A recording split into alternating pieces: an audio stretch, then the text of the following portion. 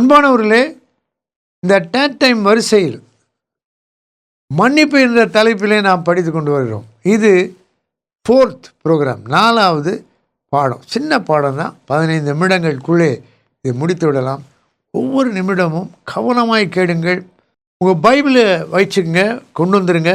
Notes எழுதுக்கு paper, பேனா, pencil எல்லாம் வைத்துக்கொள்ளுங்க. மன்னிப்பை பற்றி ஒவ்வொருவரும் எப்படி வேதாகமத்திலிருந்து படிப்பது, எப்படி ஒரு 20 வசனங்களையாவது ரெஃபரன்ஸ், அதாவது குறிப்பிடம் அல்லது இருப்பிடத்தோடு, புத்தகம், அதிகாரம், வசன எண்களோடு எளிதாக கற்றுக்கொள்வது, மன்னிப்பை பற்றி தொடர்ந்து எப்படி யோசிப்பது, தியானிப்பது என்ற நோக்கத்தோடு தான் இந்த நிகழ்ச்சியை உங்களுக்கு தருகிறோம். கர்த்தர் இதற்கு உதவி செய்கிறார்.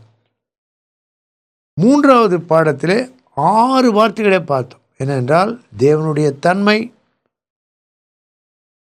தேவனுடைய அன்பளிப்பு, நிபந்தனை. மன்னிப்பை பெறுவதற்கு நிபந்தனை உண்டு. இலவசம் என்றாலும் நிபந்தனை உண்டு. 4வது, எல்லாருடைய தேவை. இந்த உலகத்தில் வாழ்கிற ஒவ்வொருவருக்கும் தேவன் பாவங்களை மன்னிக்க வேண்டும். பாவ மன்னிப்பை பெறாவிட்டால், பெறாத நிலையிலே மரித்தால் நிச்சயமாக முடிவில்லாத அழிவாகிய நரகத்திலே நித்திய காலமாக இருக்க வேண்டும். ஆனால் இயேசு கிறிஸ்துவை விசுவாசித்து அவரை ஏற்றுக்கொண்டு என்னுடைய பாவங்களுக்காக, எனக்கு பதிலாக, எனக்காக இயேசு சிலுவையிலே பாடுபட்டு இரத்த சிந்தி மரித்தார் என்று விசுவாசிக்கும் போது அந்த பிராயச்சித்தத்தின் பலன் யார் விசுவாசிக்கிறார்களோ அவர்களுக்கு கிடைக்கிறது. பாவ மன்னிப்பை பெற்றவுடன் உடனடியாக அவர்களுக்கு நித்திய ஜீவன் கிடைக்கிறது. மரித்தாலும் பிழைப்பான், என்னை விசுவாசிக்கிறவன் மரித்தாலும் பிழைப்பான். அதான் அந்த வசனம் யோவான் 11 பார்க்குறோம். அப்போ பாவமன்னிப்பை பெற்றால் நிச்சயம் மோட்சம், நித்தியம் உண்டு. பாவமன்னிப்பை பெற்றுவிட்டு இந்த உலகத்திலே விட்டு போய்விட்டாலும், மரித்து விட்டாலும், ஆண்டவர் அழைத்து கொண்டார் என்று சொன்னாலும், இயேசு வரும்போது முதலாம் உயிர்த்தெழுதலுக்கு பங்குள்ளவர்களாயிருப்போம்.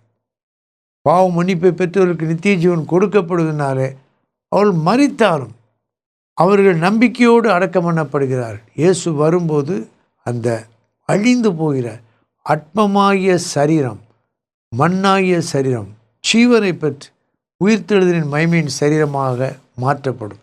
ஆகவே தான் பாவ மன்னிப்பை பற்றி நாம் படிக்க வேண்டும். 4வது, எல்லாருக்கும் தேவை என்று சொன்னேன். 5வது, இது ஒரு உறவுகளின் வார்த்தை. 6வது, மன்னிக்கிறவர் மன்னிப்பதற்கு தீர்மானம் எடுக்க வேண்டும். மிகவும் முக்கியமான 6 குறிப்புகளையும் நீங்கள் பலமுறை என்ன பண்ணலாம், இந்த மாதிரி ஏதாவது தியானிக்கிறதுல இதெல்லாம் உதவி செய்யும். இந்த மாதிரி சின்ன கார்டில் கைப்பட எழுதிக்கலாம், ஒரு இடங்கள்லாம் பார்க்கலாம், வைத்து படிக்கலாம், அல்லது நோட்டில் எழுதிக்கலாம். பைபிள்லேயே முதல் பக்கத்தை எழுதி வைத்து கொள்ளலாம். ஏன்னா இந்த உலகத்தில் தேவனிடமிருந்து இயேசு கிறிஸ்து மூலமாய் நீங்கள் பெற்ற மிகப்பெரிய ஆசீர்வாதம் வீடல்ல, சொத்து சுதந்திரம் அல்ல, பணத்தின் அளவல்ல, அல்லது தாளந்து திறமை அல்ல. தேவன் நம்முடைய பாவங்களை மன்னித்திருக்கிறார். ஏன் மன்னித்தார்? இயேசு கிறிஸ்து அதற்கான விலை கிரயத்தை கொடுத்தார். அந்த பாவங்களை, துக்கங்களை, வெட்கத்தை, நிந்தையை இயேசு ஏற்றுக்கொண்டதினாலே தேவன் நம்மை தள்ளிவிட வேண்டிய நிலையில் இருந்த தேவன் இயேசுவின் நிமித்தமாக அவர் தீர்மானத்தை மாற்றி அவர் மன்னிப்பதற்கு தீர்மானம் செய்தார். நம்மை மன்னிப்பதற்கு. ஏனென்றால் இயேசு கிரயம் செலுத்தினார். இயேசு கிறிஸ்து நம்மை நேசித்தபடியினாலே நமக்காக இரத்த சிந்தினார். ஆகவே தான் மன்னிப்பை பற்றி அதிகமாய் படிக்க வேண்டும். இந்த நிகழ்ச்சியிலே புதிய ஏற்பாட்டிலிருந்து சில வசனங்களை நான் உங்களுக்கு அறிமுகப்படுத்த விரும்புகிறேன். உங்கள் பைபிளில் திருப்பிக் கொள்ளலாம். முடிந்தால் இந்த நிகழ்ச்சியில் 4 சுவிசேஷங்களிலும் மன்னிப்பை பற்றி வருகிற வசனங்களை எப்படி படிப்பது என்று பார்க்க போகிறோம். எங்கெல்லாம் மன்னிப்புன்ற வார்த்தை வருது, முதல்ல நீங்கள் என்ன பண்ணலாம், முதல் சுவிசேஷம் உங்களுக்கு நிச்சயமாக ஞாபகம் இருக்கும். மத்தேயு சுவிசேஷத்தில் 5, 6, 7 அந்த அதிகாரங்கள் மலை பிரசங்கம், மலை சொற்பொழிவு என்று அழைக்கப்படுகிறது. சீஷர்களை அழைத்து சீஷர்களோடு திரளான ஜனங்கள் உட்கார்ந்த போது ஆண்டவராய் இயேசு பேச தொடங்குகிறார். அதுதான் பாக்கிய வசனங்கள். 6ஆம் அதிகாரத்திலே, புதிய ஏற்பாட்டிலே ஆரம்பத்திலேயே இருக்கிறது, 9வது பக்கத்தில் இருக்குது. 6வது அதிகாரத்தில் பாருங்கள், நீங்கள் பார்த்தே வந்தீங்கன்னா பரமண்டல ஜெபம் வருது. 6, 9லேருந்து 13 வரை கர்த்தருடைய ஜெபம் அல்லது பரமண்டல ஜெபம். அங்கே பாருங்கள் 12ஆம் வசனம் 9வது பக்கத்தில் லெஃப்ட் காலம், அங்கே 12வது வசனத்தில் நீங்கள் பார்க்கலாம் 2 முறை வருது மன்னிப்பு, 2 முறை வருது. அப்போ அந்த மன்னிப்பு, மன்னிக்கிறது போல் அங்கே ஒரு கருப்பு கலர் அல்லது பென்சிலில் இப்படி இன்டு மார்க் இப்போ உடனே தெரியும் பாவங்கள், கடன்கள், குற்றங்கள். அப்புறம் அதை சுற்றிலும் ஒரு ரெட் சர்க்கிள் 2 இடத்துல வருது, 6, 12. இப்படி நம்ம படிக்கலாம். முதலாவது அதிகாரத்தை மட்டும் நான் அறிமுகப்படுத்துகிறேன். இது பரமண்டல ஜெபம், மன்னிப்பு என்று சொன்ன உடனே இதைத்தான் எல்லாரும் முதல்ல நினைப்போம். பரமண்டல ஜெபத்தில் இருக்குது, மத்தேயு 6ஆம் அதிகாரத்தில், லூக்காலையும் வருது. இப்போ மத்தேயுல உள்ள 5 அதிகாரங்களை நம்ம பார்க்க போகிறோம். பார்க்குறீங்களா? அந்த ஸ்க்ரீனில் பார்த்துட்டு இருக்கீங்களா? மேலேருந்து நம்பர் பார்க்குறீங்களா? 6, 9, 12, 18. 6, 9, 12, 18. இந்த நம்பரை கொஞ்சம் பாருங்கள், ஃபியூ செகண்ட்ஸ் பாருங்கள். இந்த நம்பர் 4 நம்பரையும் பார்த்தா, எண்களையும் பார்த்தா என்ன கவனிக்கிறீங்க? நான் மற்றவங்களோட பேசும்போது இப்படி தான் அவங்களோட கூட மெதுவாக மென்மையாக கேள்விகளை உடனே சொல்லிடுவாங்க. எல்லாமே 3ஆல் வகுப்படுகின்ற எண்கள் 6, 9, 12, 18. அல்லது 6 2 முறை 6, 12, 2 முறை 9, 18. இப்போ பாருங்கள், இந்த 4 அதிகாரம் மனசை விட்டு போகவே போகாது. முதல்ல அதிகாரத்தை எண்களை வச்சுட்டோன்னா வசனங்களை கொஞ்சம் லேசாக இந்த மாதிரி மார்க் பண்ண பிறகு படிச்சுக்கலாம். கடைசியாக 26ஆம் அதிகாரம், அந்த 26ஆம் அதிகாரம் 28ல் இயேசு கிறிஸ்துவின் உயிர்த்தெழுதல் கடைசி கட்டளை, 27 சிலுவை, 26ல் தான் பஸ்காவை இயேசு சீஷர்களோடு ஆசரிக்கிறார். அங்கு சொல்கிறாரு 28ஆம் வசனத்தில், கடைசியில் பாருங்களேன் 41வது பக்கத்தில் ரைட் சைடில் கீழே பாருங்கள், கடைசி வாக்கியம் எடுக்கிறீங்களா? நீங்கள் யாருக்காவது இப்படி சொல்லிக் கொடுக்கலாம். உங்கள் சபைக்கு வர்றவங்க, உங்களுக்கு தெரிஞ்ச விசுவாசி, கொஞ்சம் தான் உங்களால் படிக்க முடியுறவங்களுக்கு வேதத்தை வச்சு எடுத்து காட்டி சொல்லிக் கொடுக்கலாம். இன்றைக்கி எப்படிப்பட்ட ஊழியம் ரொம்ப அவசியமாக இருக்குது. பாருங்கள் 28, இது பாவம் மன்னிப்பு உண்டாகும்படி அநேகருக்காக சிந்தப்படுகிற புது உடன்படிக்கைக்குரிய என்னுடைய இரத்தமாக இருக்கிறது. இயேசு தன்னுடைய இரத்தத்தை பற்றி அடையாளப்படுத்தி சொல்லும்போது பாவம் மன்னிப்புன்னு சொல்கிறார். அந்த வசந்த பக்கத்தில் ஒரு சிவப்பு கலர் பென்சிலில் சிலுவை அடையாளத்தை எழுதி கொள்ளலாம். இப்போ மத்தேயுல எங்கெல்லாம் வருதுன்னா உடனடியாக யாருனாலும் சொல்லிடலாம். இதை நீங்கள் 4-5 பேர் சொல்லி கொடுத்தீங்கன்னா அவங்க வாழ்க்கையில் வேத வசன அறிவை நீங்கள் அவங்களுக்கு ஊட்டுறீங்க, அவங்களுக்கு சொல்லிக் கொடுக்குறீங்க. கூட சேர்ந்து வாஸ்தா அவங்களுக்கு மன்னிப்பை பற்றி ஆவிக்குரிய சத்தியம் நன்றாக விளங்கும். 6, 9, 12, 18 6ஆம் அதிகாரத்தில் 6 இடத்துல வருது. இப்போ 9ஆம் பக்கத்துக்கு திருப்பிக்கும். 9ஆம் பக்கத்தில் 6ல் பாருங்கள், 12ஆம் வசனத்தில் 2 முறை வருது. 14ல் பாருங்கள், 14ல் 2 முறை வருது. மன்னித்தால் மன்னிப்பார் மேலே ரைட் சைடில். அப்புறம் 15ல் மன்னியாதிருந்தால் மன்னியாதிருப்பார். இப்போ இந்த இடத்துல நான் காண்பித்த அந்த சின்ன அடையாளம், அந்த ஒரு இன்ட்டு மார்க், அதை சுற்றி ஒரு ரவுண்டு. அந்த கருப்பு இன்ட்டு மார்க் பாவம், குற்றம், கடன், அக்கிரமம் எல்லாத்தையும் காட்டுது. அந்த ரெட் கலர் ரவுண்டு இயேசுவின் ரத்தம் எல்லாத்தையும் மன்னிக்குது, மூடுது. இடையிலே ஒரு சின்ன குறிப்பு உங்களுக்கு சொல்ல விரும்புகிறேன். என்னன்னு கேட்டிங்கன்னா, மன்னிப்பு என்றால் என்ன? நான் கூட திருப்பி சொல்கிறேன், நீங்கள் மனசோட சொல்லி பாருங்கள், வாய்விட்டு கூட சொல்லி பாருங்கள். மன்னிப்பு என்றால் என்ன? 3 முக்கியமான வார்த்தை. நம்பர் 1 மூடுதல். மூடுதல் பொதுவாக மறைவில், இருட்டில் பாவம் செஞ்சால் கூட அதை மூட தான் மனுஷன் பிரயாசப்படுவான். உங்களுக்கு ஞாபகம் இருக்கலாம், ஆதாம் ஏவாளும் பாவம் செய்த போது தேவருக்கு முன்னால் நிற்க முடியலை. அவங்க உடனே வெட்கம், நிந்தை, பயம், அதிர்ச்சி எல்லாம் இருந்தது. தங்களை மூடிக்க ட்ரை பண்ணாங்க, முயற்சி செய்தாங்க. அத்தி அடைய எடுத்து அதில் தச்சு மூடுறாங்க.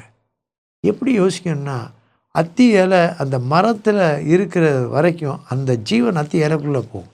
அதை விட்டு அந்த இலையை கொப்போடு உடைச்சிட்டாங்கன்னா அந்த ஜீவன் போச்சு. அதை வச்சு மூடுறாங்க. காஞ்சி போச்சு. இதை தேவன் பார்த்து கொண்டிருந்தார். அவர் ஒரு மிருகத்தை கொன்று அவருடைய இரத்தத்தினாலே பாவத்தை மூடினார், அந்த தோலினாலே அவர்களை மூடினார். இதுதான் மன்னிப்புக்கு முதல் காட்சி. ஆதியாகமம் 3 தான் முதல் மன்னிப்பு. இங்கே நம்ம பார்க்குறோம் 6 இடத்துல நம்ம பார்க்குறோம். அதில் சில இடங்களில் மன்னியாதிருந்தால் மன்னிக்கப்படாது, எதிர்மறையிலையும் சொல்லுது. அடுத்து 9ஆம் அதிகாரம் அப்படியே திருப்பிக்கிறீங்களா? 9ஆம் அதிகாரம் 9ஆம் அதிகாரத்தில் பாருங்கள். திமிர்வாதக்காரனை அந்த வீட்டில் ஆண்டவர் படுக்கை எடுத்துக்கொண்டு போக சொன்னது. 4 பேர் என்ன பண்ணுறாங்க? இறக்குறாங்க. அவர் அவங்க விசுவாசத்தை பார்த்து அவன்கிட்ட பேசுகிறார். மகனேன்றார். மத்திய 9 பாருங்கள், 9:2 மகனே திடன்கொள், உன் பாவங்கள் உனக்கு மன்னிக்கப்பட்டது. அப்புறம் 5வது வசனத்தில் பாவங்கள் மன்னிக்கப்பட்டது என்று சொல்வதோ எழுந்து நடவென்று சொல்வதோ எது எளிது? பூமியிலே பாவங்களை மன்னிக்க மனுஷகுமாரனுக்கு அதிகாரம் உண்டு. இதுதான் 2வது அதிகாரம். 3வது 12வது அதிகாரம் 12 பரிசுத்த ஆவியானவருக்கு விரோதமாக தூஷிக்கக்கூடாது, பேசக்கூடாது. அதுதான் 31, 32 2 வசனத்துலேயும் 4 இடத்துல வருது பாருங்க. 6, 9, 12. 18 ஒரு நீண்ட பகுதி இருக்குது. 18 ஒரு உவமையை சொல்கிறார். பேதுரு கேட்ட கேள்விக்கு ஒரு உவமையை சொல்கிறார். 21 35 வரை ஒரு 15 வசனங்கள். 28ஆம் பக்கம் 28ஆம் பக்கத்தில் ஒரு பெரிய உவமையை சொல்கிறார். அந்த உவமையை பற்றி இன்னொரு முறை படிப்போம். இப்போ இதில் 5 அதிகாரங்கள் உள்ளதை மத்தியில் உள்ளதை நம்ம பார்த்துறோம். இப்படி தான் செட்டாக இருக்குது. 60 வசனங்கள் இருக்குது. நீங்கள் பார்க்குறீங்க ஸ்க்ரீனில். இதை போல் ஒரு 8 பக்கங்கள் உள்ள 60 வசனங்களுடைய வார்த்தைகளோடு கூட உங்களுக்கு இலவசமாக அனுப்பலாம். ஒரு 20 பேர் கொடுக்கணும்னு நினச்சிங்கன்னா 20 பிரதிகள்னு சொன்னீங்கன்னா 20 பிரதிகளை ஒரு பேக்கெட்டை உங்களுக்கு அனுப்பலாம். நீங்கள் உட்காந்து பல முறை வாசிக்கணும். பஸ்ஸில் போகும்போது கூட எடுத்து லேசாக வாசிக்கலாம். நல்லா பெரிய இடத்துல இருக்குது. யாருக்காவது வாசித்து காமிக்கலாம். நீங்கள் போகிற சபையில் அல்லது நீங்கள் இருக்க இடத்துல அதிகமாக படிக்க வசதி இல்லாத விசுவாசத்தில் நீங்கள் பார்க்கலாம். நல்லா ஜெபிக்கிறாங்க, வேதம் கூட வச்சுருக்காங்க, ஒரு பக்கம் கூட வாசிக்கிறதுக்கு உங்களுக்கு கொஞ்சம் சிரமம் இருக்குது. நீங்கள் அவங்களுக்கு வாசித்து உங்கள் வாயின் சத்தத்தினால அவங்க வேத வசனத்தை கேட்குறதுக்கு ஒரு ஊழியம் செய்யலாம். எல்லோரும் மைக் முன்னாடி ஸ்டேஜில் நிற்கணும்னு அவசியம் இல்லை. எல்லோரும் முடிந்த விதத்தில் இவள் தன்னால் இயன்றதை செய்தால் ஒருத்தருக்கு வாசித்து காமிக்கலாம். வேதாமத்தை வாசிக்கிறத விட இன்னொருத்தருக்கு விளக்கி சொல்வதை விட பெரிய ஊழியம் எதுவுமே இல்லை. எல்லாரும் செய்யக்கூடிய, நீங்களும் செய்யலாமே. இப்போ நாம் ஜெபம் பண்ணுவோம். பிதாவை கொடுத்த நல்ல வார்த்தைகளுக்காக நன்றி சொல்கிறோம். எங்களோடு கூட பேசி வருகிறீர். அநேகரை வேத வசனங்களை மற்றவர்களுக்கு எடுத்து கற்றுக் கொடுக்க, வாசித்து காண்பிக்க, வாசிக்க வைக்க ஆவியானவர் இன்று கிரியை செய்வீராக. இயேசுவின் நாமத்தில் கேட்கிறோம் பிதாவே, ஆமென்.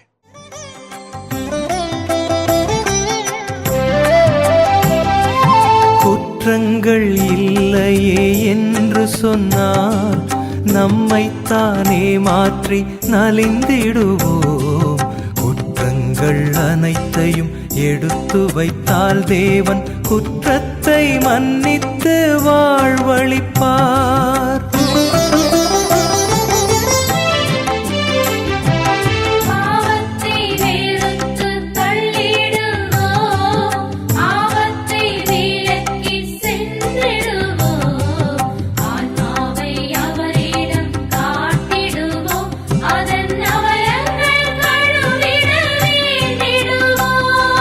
மன்னிப்பு மன்னிப்பு மன்னிப்பு தேவா, மன்னிப்பு மன்னிப்பு தாருமே இறைவா, மன்னிப்பு தாருமே இறைவா. மன்னிப்பு மன்னிப்பு மன்னிப்பு தேவா, மன்னிப்பு மன்னிப்பு தாருமே இறைவா, மன்னிப்பு தாருமே இறைவா. மன்னிப்பு தாருமே இறைவா, மன்னிப்பு தாருமே இறைவா.